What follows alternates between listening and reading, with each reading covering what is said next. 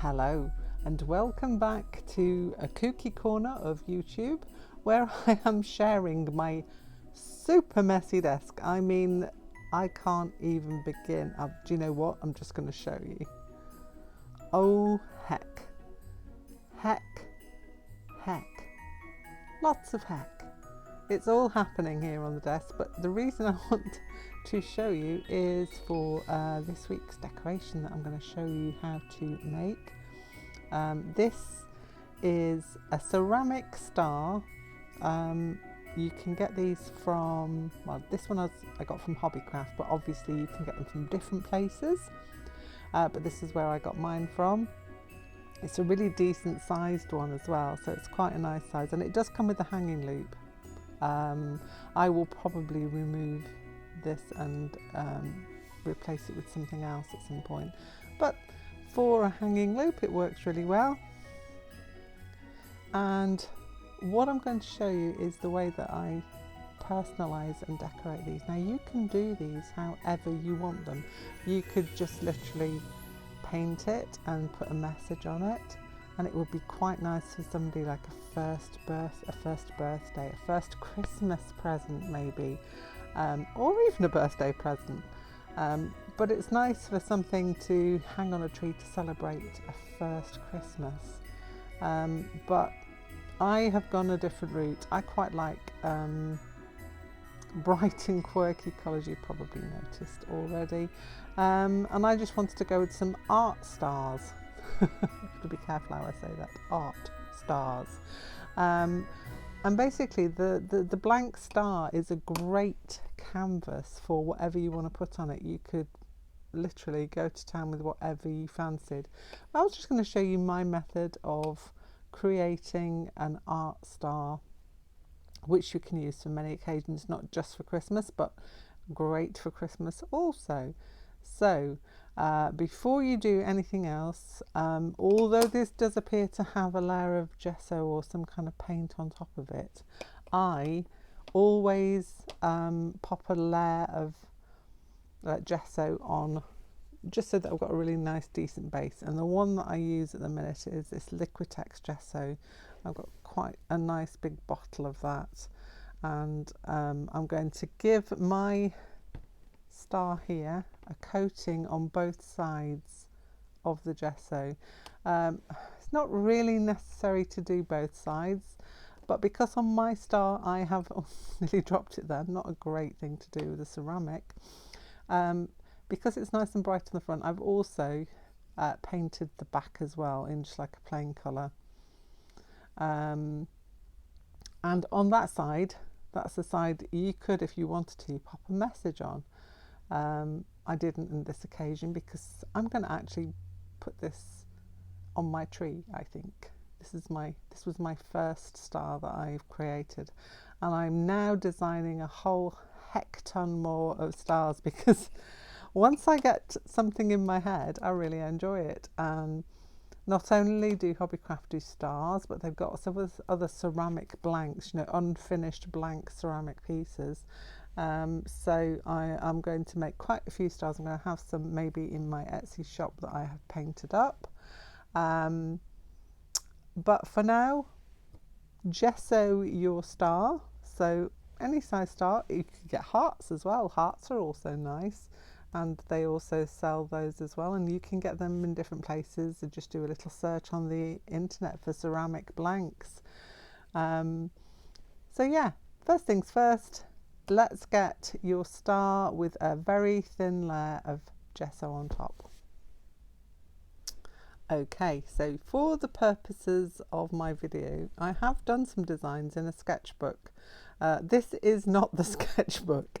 This is an old sketchbook of mine, but I remembered that I had done some abstract pieces in here that I really quite liked, and I think trying to find a part of that to go on one of my stars would be a great thing to do. So let me have a little look through and find some of the pieces that I really quite like. I like these, but I had in mind something like this. So I've got this piece that I did a couple of years ago, also something like this, and again these two. I think parts of these would work really well on my star. Now what I want to do is to quickly grab my trusty template. This is really good for isolating like parts that I want to do. So this is the size. This is the size here. This big boy is the size of the stars in the main. It's slightly different, but it's good for getting an idea of what I would like to have on my star. So I'm going to use this to isolate a part of one of my pictures that I can then copy onto my star and decorate up. So that's the next thing I'm going to do, is to transfer an idea that I've already got onto my star, and I think that would be a really good use of some of these abstract pieces that I've done, because they're in my sketchbook and they're kind of hiding away, and it would be nice to get them out into the world. I think even this little bird boy would be nice to go on a star, and I would try and factor him in somewhere. And over here we got little fishes, a couple of little fishies there that might translate all over as well. So obviously I'm not saying that you have to go the way that I go, walk this way, not necessarily. I would say that you need to decide what you want to put on your stars. You could go really simple and just go with some shapes. If you're starting out for the first time, just pick something simple and easy. Obviously these are not particularly simple or easy, but I do want to have a go at getting them down onto a star. So that's going to be my next job, is to transfer one of these or part of one of these designs onto a star so that I can then paint it up. Okay, so what I did here was I took one of the pieces from my sketchbook and I scanned it in and printed it out, and then I drew around my star template in the place that I wanted the piece to come out. Now this piece at the top here, if you remember, the bird was quite at the top of the page, so I've cut that and collaged it on from a different part of the artwork. And then what I did was, because I wanted to fill all the spaces, I wanted to make sure that it was nice and bright and cheerful, I have now transferred or partially transferred my quirky little bird over onto the star. You could do this one of two ways. I free-handed it, but you could get some transfer paper and then put your star over the transfer paper and then just trace it on. You could do the tried and trusted method of putting some pencil on the back of just sketching it onto the back of your piece and then pressing down really hard so you can transfer it on that way. I'm sure there are 100 other ways that you could do this. As for me, I kind of eyeballed the piece and then tried to fit it in as best I can.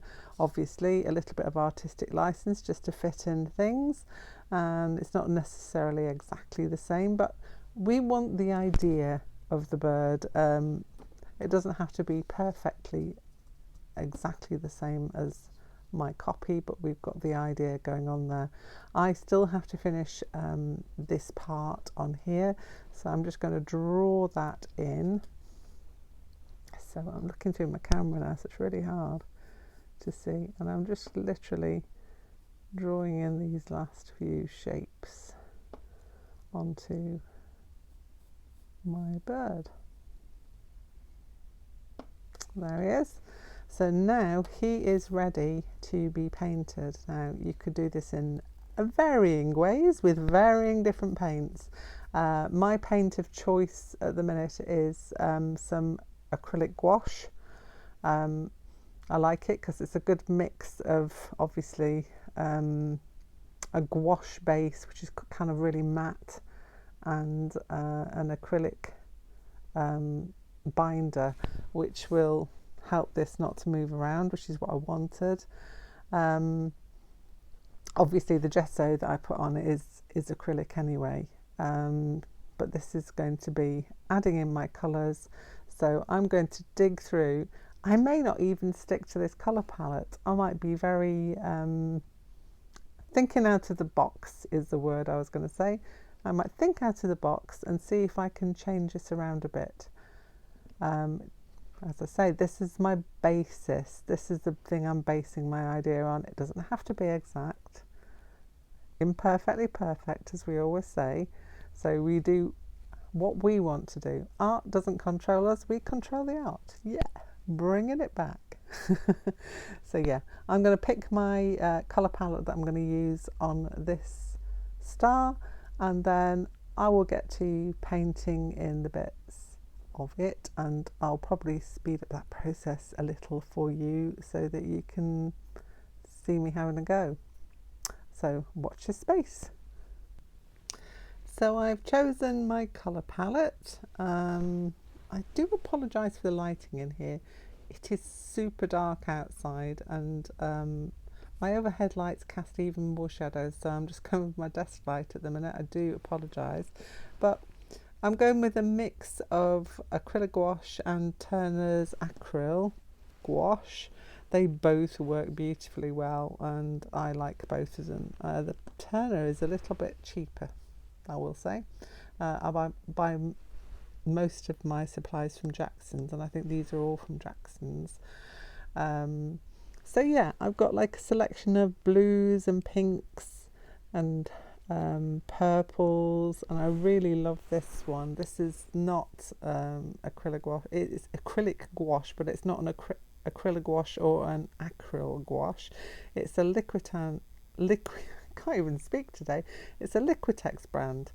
I have quite a few of these. I've got about 15 different bottles of the Liquitex acrylic gouache, which is beautiful.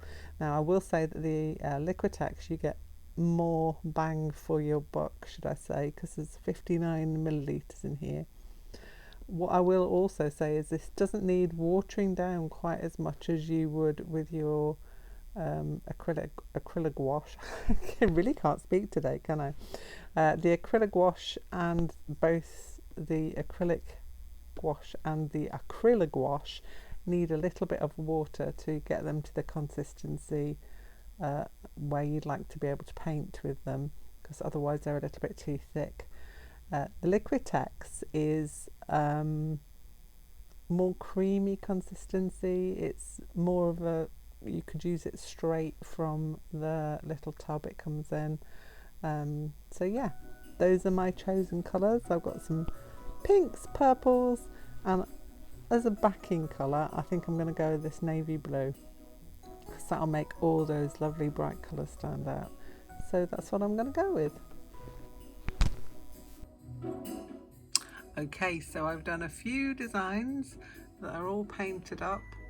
I painted up my one that I showed you that I was transferring onto the star. That's all painted.